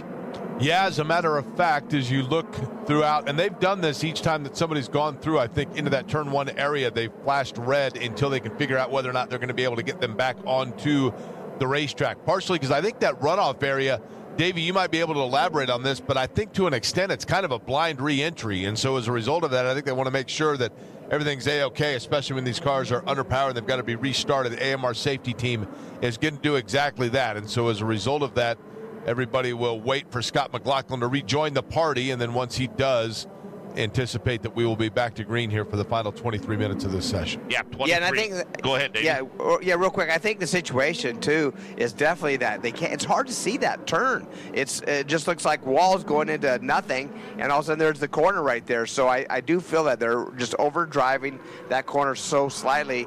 But it could be a situation where they are going to put some more braking zones up, or maybe early them up just a little bit. Maybe try to put a little bit of color down there for the driver to see where that turn in is.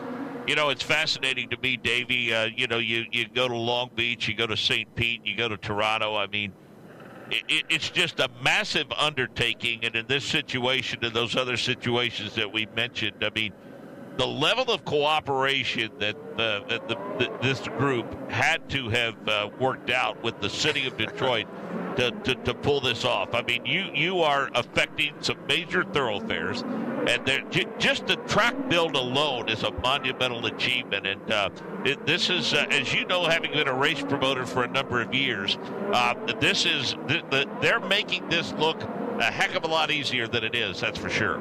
They put massive amount of work in, and I look around here and look at these grandstands and the bridges and the suites and this pit lane and just all the work, and you look at every bit of this fencing and these concrete barriers that they surrounds every straightaway on this racetrack. It's all brand new. So just the investment that they had to, withstand, and then just our booths right here. These are temporary boost where we are in the radio, going out right off of pit lane, actually. There's just a massive amount of work, as you just said, Mark, and just to put all the dots together. I know it's bumpy, and I know that could be better, and even maybe widen the track certain areas, but you have to start somewhere, and I think they've done a great job doing that. Herta, Dixon, Pillow, Rosenquist, McLaughlin, the top 5. Armstrong, Award, Kirkwood, Power, and Rossi, the top 10. Then VK, Lundgaard, Newgarden, Eilert. 15th is DeFrancesco. Roman Grosjean is 16th. Pagano 17th. 18th, Canapino. 19th, Malukas. 20th, Ericsson. Rahal 21st. Jack Harvey 22nd. Castroneves 23rd. Daly is 24th. Stingray Robb is 25th. Benjamin Peterson 25th. And in the 27th position is Santino Ferrucci. So Jake Query, again, back underway. Green flag conditions. But, as this session continues to progress, there's little doubt that the troublesome spot so far this weekend is turn number 1. Undoubtedly.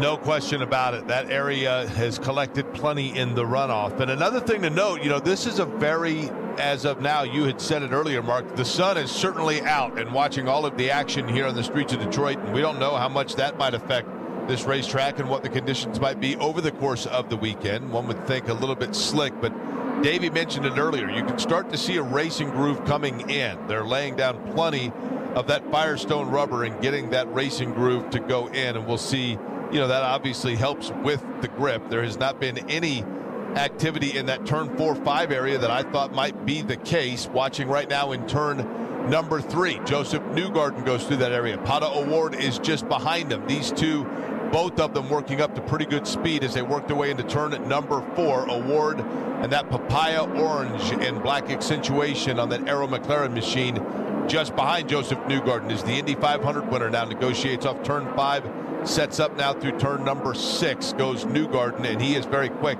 starts to separate himself a little bit from Pato O'Ward. This area of the track right now becomes busy again. That's because Scott Dixon is coming through here. So too is Callum Eilert. So everybody trying to get in the laps they can here in the last 20 minutes of this session. Jake, I don't think there's any question. Davey and I talked about it during the month of May. We'll get you to weigh in on this. Obviously, there's a lot of stars and a lot of big names in this series. And I'm not taking anything away from Alex Palou or Arenas VK or Colton Herta or others. But if anyone in this series right now is poised to become an international star, it's got to be Pato O'Ward. Oh, I don't think there's any doubt about that. I mean, you could see it, Mark, not to belabor the point, but in the city of Indianapolis during the Indianapolis 500, there's a grocery store, Kroger, that's about 10 minutes or so outside of the racetrack.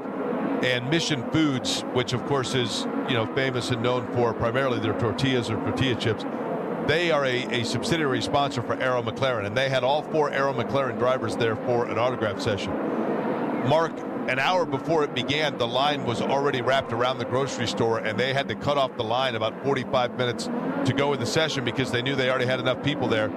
And I would say that 70% of them were draped in Mexican T-shirts or flags for Pato O'Ward. He is personable, he is gregarious, and he is great with the fans, no doubt about that. And of course, being born in Monterrey, Mexico, and then going to high school in San Antonio, Texas, he appeals to a very large demographic, and they turned out big time to be able to watch him in Indianapolis. Another runoff area here, I believe Devlin DeFrancesco just went through, and then I'm trying to look. It's Alex Palou. I think the other car is Alex Palou, and I can't tell which area of the racetrack this is, to be honest with you, Mark, where both of them got collected in a runoff area. I see it now. It's turn number 3. So Palou sits now in the runoff area of turn number 3. He's going to wait his turn as DeFrancesco was able to get back out of the racetrack. Alex Palou was not. And Davey, I've noticed out on the track too, we're starting to see that alternate compound. But Barry Wanser talked about the fact that they may, that last 20 minutes or so, try to get out and get some laps turned on that alternate compound. And seen a couple of drivers, Pato O'Ward, I think, among those out on those. But I also looked up and saw, and this could be a concern, Davey. This is just 1.7 miles, but as tight and as unforgiving as this is, it may be difficult for some of these drivers and teams to get an accurate qualifying sim in during this practice session. Yeah, you may want to start sooner than later with 17 minutes left in this practice. If you want to put on those green sidewall tires with a softer compound, you may want to do a little bit earlier because this could happen. I mean, now it looks like turn 3. We see two of them going off down there at the same time. Didn't seem to be any contact between the two of them. DeFrancesco was able to move on. We watch right now. Yeah, DeFrancesco went off there, no question. We'll see he gets it spun around, and as he does that, it looks like Alex goes off, does the same thing. He stalls his car, unfortunately, and can't get it turned around. They're right now quick jacking him. They're going to get him fired up. We'll get going momentarily, but I have to think this is an opportunity to put on those softer tires. 16 minutes, so everyone will report back to pit road until they get the car of Alex Palou back underway. They'll get the onboard starter on that AMR IndyCar safety crew truck, and they'll get that plugged into the rear of that car and get it fired back up. This will give us a chance to share with you the conversations that our Michael Young had earlier today with Pato O'Ward. With Patricio O'Ward coming off, obviously, the Indianapolis 500, let's start forward looking to this weekend. I heard several drivers describe this track as fun. What say you? I think it looks pretty gnarly, man. There's a lot of it reminds me of a Toronto surface mixed with a Long Beach-esque layout. Less room for error than Long Beach. I know the guys don't have a lot of space to work with in terms of runoff and stuff, so we're working within boundaries, but it's definitely there's a lot of areas that get really tight. You talk about Toronto, so turn 3 there, that long run down Thunder Alley. You talk a little bit about Long Beach. That hairpin, you can't really get a lot of speed. This place, you've got about 10 miles before you get to that hairpin at 3, it seems. That's going to be an amazingly difficult, high commitment, and potentially disastrous corner. Yeah, because different to Toronto, where Toronto, it's a long straightaway, but it's very smooth. It's very rough on the slower parts of the track. But here, I mean, man, there's some undulation in the track. Not really like, obviously there's the occasional bumps that you're going to get in every street course, but like the straightaway is like undulating. So the cars they're going to go with that, and that'll make it interesting, especially when you get to the braking zone.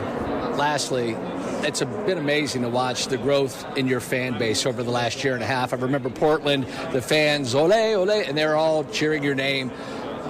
How's that changed you as a driver to see the reception and the fan base grow for you as an individual? It's been amazing, and I try and do the best that I can in terms of give the fans something that that they can kind of look at and be like, ooh, I want to go to this race because it's it looks like fun, but I want them to have not just a standard kind of experience. You want to give them as much as you can, and sadly I can't do it for every single weekend, but it's been very well received in a lot of the others where I have had that access to kind of to really work a cool package out, and it's very, very humbling and very cool to see all the number 5 jerseys walking around.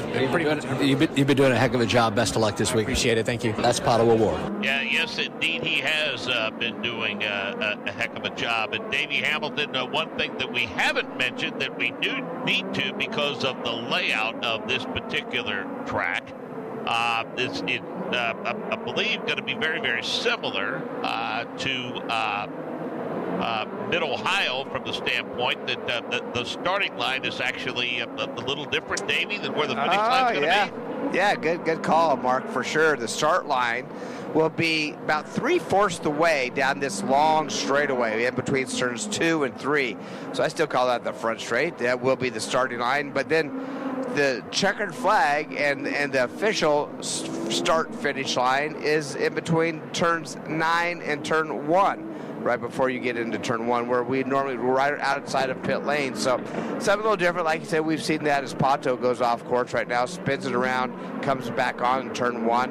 But you're right. That's going to be. I think they're doing that obviously just straight away in front of the pits, going into turn one, with just a traffic jam. We see how much there's big problems with these cars getting through there by themselves, much less 20. You take all 27 of them and try to get them through there. So good call. But it is a hairpin at the end of that, down in turn 3 after they get that green flag as well. An update from pit road with Michael Young. That's your point, Davey. Trying to funnel all those cars coming full song down into turn number 3 at the start will be compelling, to say the least. But as you look down, up and down pit lane, you have great vantage points as you look to the driver's left side, and this we're on the driver's right side again. Every team is pretty much strapped on those alternate green tires, so we expect these last moments of this first practice session to be quick ones as the guys get you familiar with these Detroit streets. And Jake Query, someone else has decided they wanted to go P1 in this session now that they put the alternates on.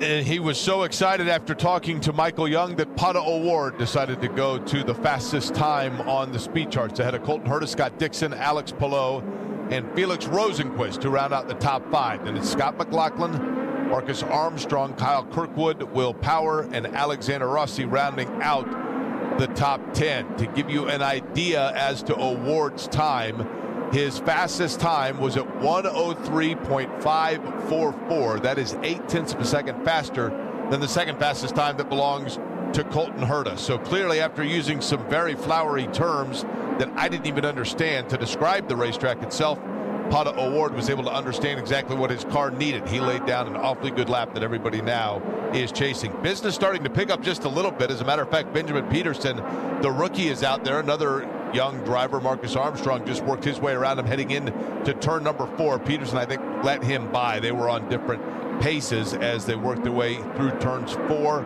and 5. It is Devlin DiFrancesco going through that area just now. From what we can gather, Davey, from what we can see as we follow cars around on our multi-screen monitor, while it may not be Belle Isle rough, it's certainly not billiard table smooth either. Yeah, you called that one right. I mean, there's definitely some elevation change here, definitely bumps. Like we talked earlier, the cars are really taking it better than I expected, and it seems like these drivers are catching on fairly well. It just seems turn 1, turn 3 are the problem points at this point, just overshooting those corners. But as I watch an IndyCar of Pato O'Ward going down that long straightaway, I'm telling you, his hands are pretty smooth, pretty straight, which is a bit surprising to me. I thought it was going to be a little more harsh than that, but what a great job by this team grinding this track down. Penske Entertainment, they try to do it the best. Now, you look down the front straightaway as well, the walls are up and down. You can visually see that there's not just a smooth, flat front straightaway, so that's something that's going to be dealt with. We'll see how they work when they're side by side. Now, Davey, as we watch him from Pato O'Ward for that shot just above his head, I mean, in addition to shifting, which we can see him doing with his hands, like just now, he made an adjustment there on the steering wheel. What specifically in terms of adjustments is he making on this lap around the track? Well, on the steering wheel, it's more than likely a fuel mixture adjustment because he has anti-roll bars, but you'd have to take his hand off the wheel to get to those. We do have weight jackers that you can do by the steering wheel as well. They don't put those on normally for the street and road courses, though, Mark. So right now he's probably just doing a fuel mixture, making sure that he's going to lay a lap down. Was waiting until he got to the timeline, I think, just really lay one down. But right in front of him, going down into turn 8, was Romain Grosjean. He overshot that one a little bit, was able to spin the car around. But like I say, the timeline, was going into that corner, if I recall, I'm pretty sure the timeline will be between 7 and 8. So Pato was trying to make that his start-finish line as he just runs a 103.0, almost in those 102s. We talked about if he could do that or if we could get down to the 102s. Looks like that could happen as the weekend goes on. Well, and I think, those shots that we have of the in-car cameras above the drivers' heads, I think we're seeing the benefit of what they do in terms of that upper body workout. And while other than the hairpin, you don't see a tremendous amount of steering input in these cars, well, I'm going to tell you what, all these turns, and as bumpy as this is and everything, there are going to be some tired drivers after they turn laps here on Sunday. Well, if you recall, when we did the double headers out on Belle Isle, the drivers were absolutely wore out after, especially that second day. Blisters on their hands, just physically, tired. And these are some really physically fit drivers. So, yeah, I think they'll be excited to make this just a one-race weekend until they know what it does to them physically. As we see Colton Herta locking his tires up. Does he hit the wall? No. Oh, so close to hitting the wall, but Colton Herta really got on the tires. Looked like in turn 2 coming on that front straightaway.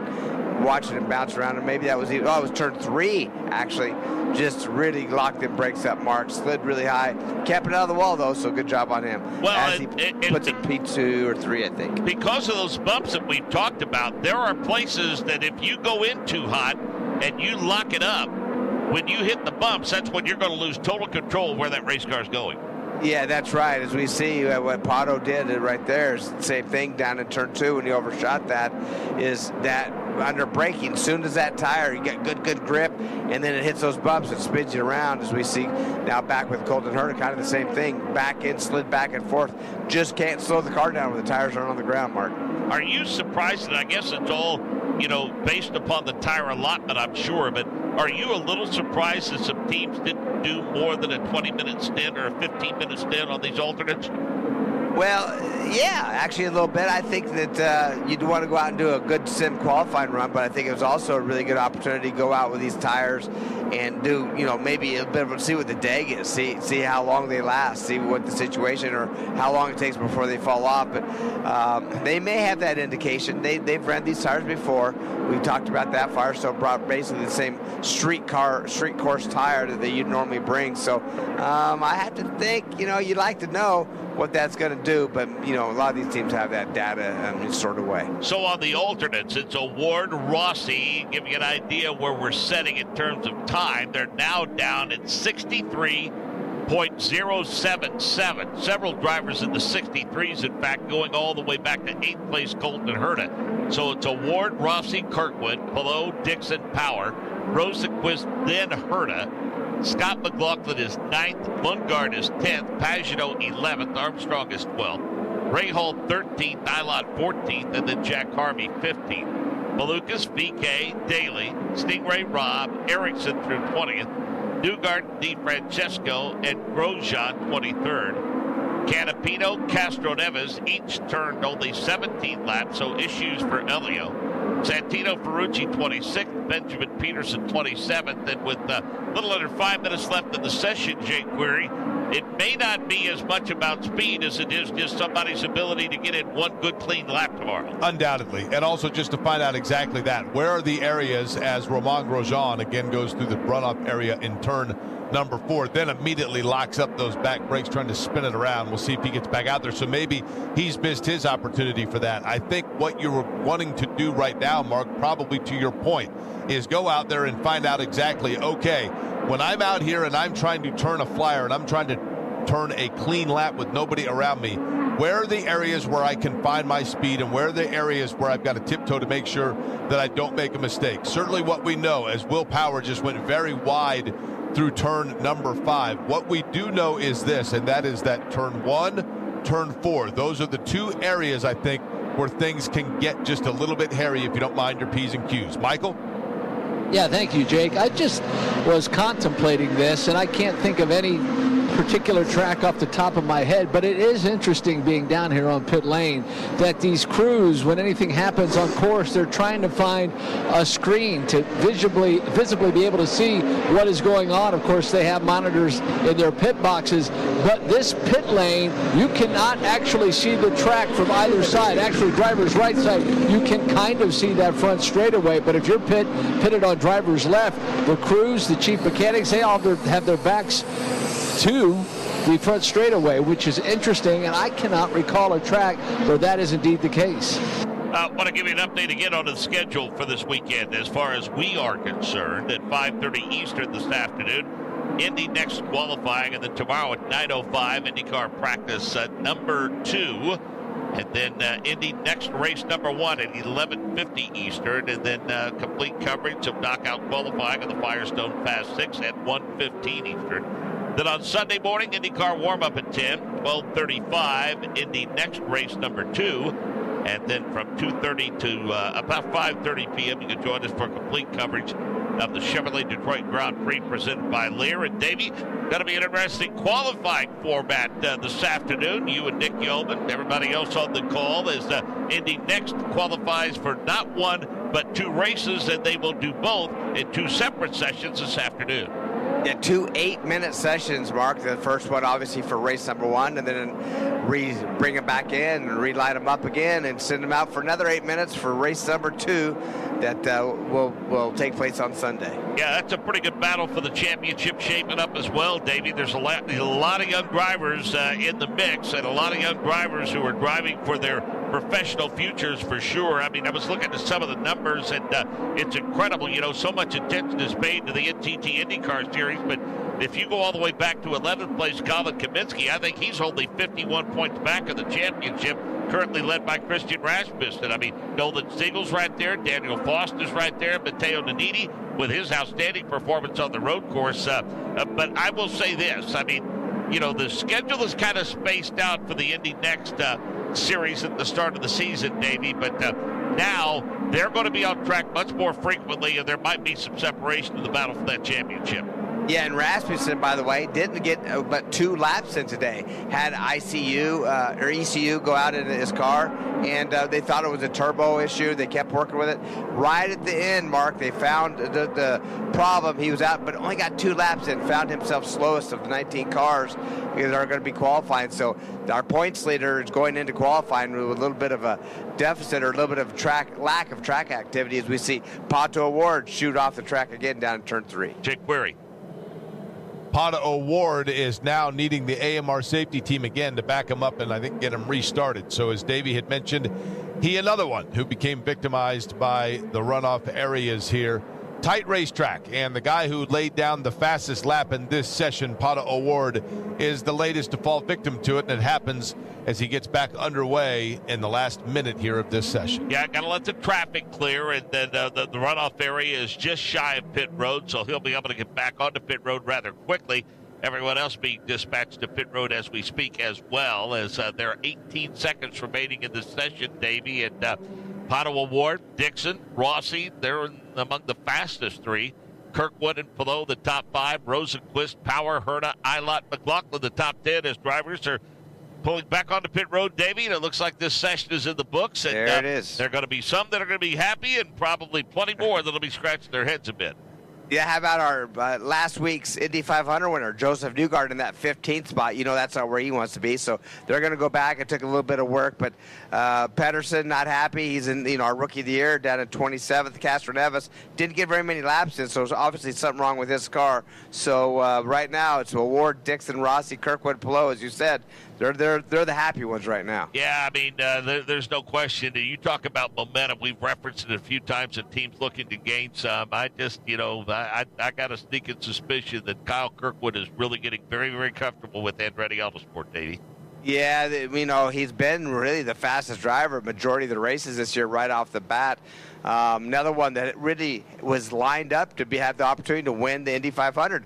We didn't see the Andretti cars towards the front of that field or really had much opportunity, we didn't think, but all of a sudden here comes Kyle challenging for that second position when unfortunately got together Rosenquist and got upside down in turn 2. Fortunately, he's okay. He's here today, but you're right. He won his first race at Long Beach earlier this season, so he's definitely a contender out of that Andretti camp every week. Yeah, we mentioned the fast cars, and you mentioned Joseph Newgarden. Behind him, guys that are struggling to find some pace early on in this weekend. Graham Rahal, 16th. DeFrancesco, 17th. Harvey, 18th. Malukas, 19th. Renus VK, 20th. Connor Daly's 22nd. Quick. Roman Grosjean, Davey, all the way back in 23rd. 23rd. What a surprise that is, right? So he definitely needs to find some speed. Let's hear from Kyle Kirkwood. Well, Kyle Kirkwood indeed was the king of the beach, getting his first ever NTT IndyCar Series win. How's the Motor City treating you thus far? 4th quick? Got good? Yeah, we seem pretty happy with that. There's obviously always some left in it, and everyone's going to say that on the grid probably. But we're kind of happy in the position that we're at. There's definitely room for improvement, given that it's a new track, and we're kind of just guessing things when we go out there. But obviously, it's a pretty good guess to be quick kind of all the way through the session there and, put it P4 there at the end. We saw turn one of the toughest turns here thus far. I think turn 3 is going to be a monster once we get to be racing. Your thoughts? What are the toughest corners in this 9-corner track? Man, they're all tough. They're all really tough in certain ways. Turn 3 is hard with how wavy it is and how bumpy it is heading down to the brake zone there and trying to hit it right every single time. You kind of, because you're going so fast and you got to go so slow there, you kind of lose depth perception almost when you're getting to the corner, at least in the middle of that brake zone when it's real bouncy. So that's probably the hardest corner. It's going to be really tough to pass still, even though we've got a really good long straight to make passes happen. I think people are going to be a little bit hesitant because of how bumpy it is in the brake zone there. Finally, your wild ride in Indianapolis. Have you had it?